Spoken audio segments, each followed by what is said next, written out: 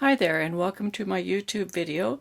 My name is Suzanne Bryan and I am a TKGA Certified Master Hand Knitter, and in this video I'm going to demonstrate how to add buttons to your knitting.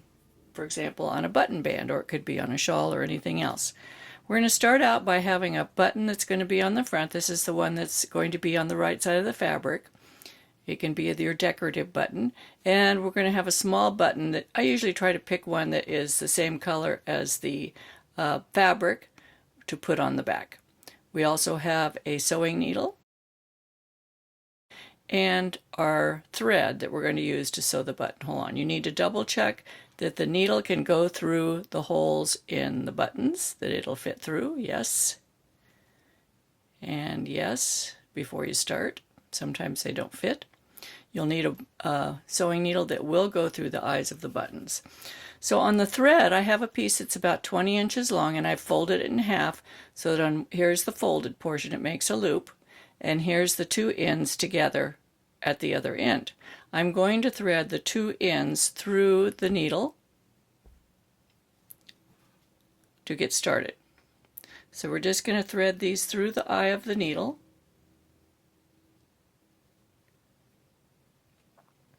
And then we're going to start out by securing that tail on the first button. So we're going to go through both holes of this button, being careful to not pull the yarn completely through.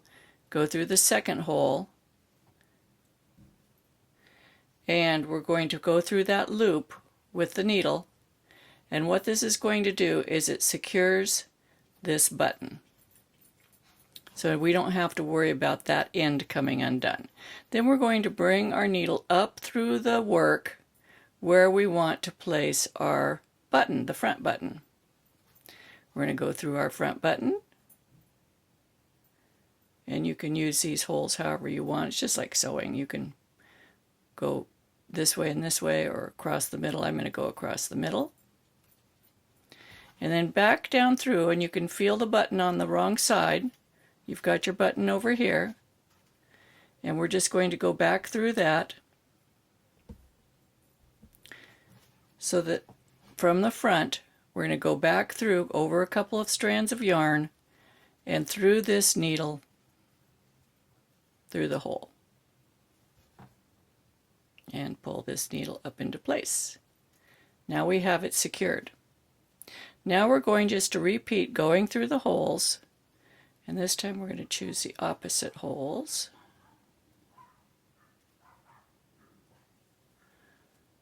Several times until you have your button secured. You choose the opposite hole on the back button. You come up through this one. And this time we're going to choose this hole, and so forth and so on. I'm going to cut here and come back in a minute after I've got some more threads sewn through the button, and I'll show you how to fasten it off. Okay, so here we are back. We've got our button on, it's secure, and we're going to tie it off on the back side. So what I'm going to do here is I'm going to go between the button and the knitting and bring my needle out between the two surfaces.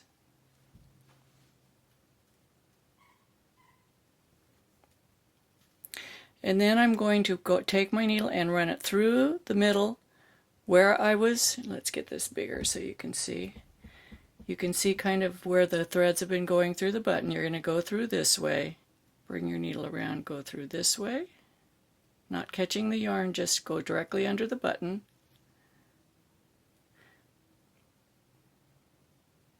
Now I'm going to make a half hitch. Just going to go like this. And one more.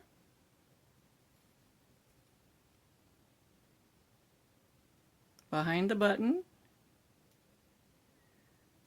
Just catching the thread. And that's pretty secure. So you could cut these. You can leave the tail just long enough that it's to the edge of the button. What I like about applying a button in this manner is that it protects your knitting. So if you didn't use the back button and you used sewing thread and you sewed your button directly to the knitting, chances are that the sewing thread may cut through your wool yarn. This way the button is protecting it. It also is nice and tidy. It keeps the button on there fairly tight. There's enough space to put it through a buttonhole. I use thread because the thread does not stretch. Some people use a single ply of their working yarn, and I have done that too, and I have found that that stretches. And then my button starts hanging off the front of the fabric.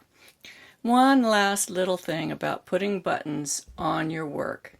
Choose lightweight buttons. Sometimes you'll see handmade buttons that are just absolutely gorgeous, and you want to apply them to your knitting, but you know what? They can be heavy.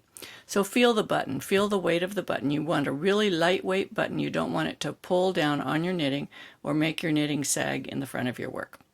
So there you have it. That's how you put buttons on your knitting.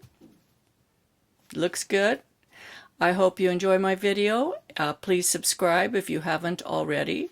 There's a little subscribe button that's right down in this corner over here. I have links down in the description, which is down below the video, to the button band that I did here, and another video with button bands, along with several styles of buttonholes. So there you go. Happy knitting. Bye-bye.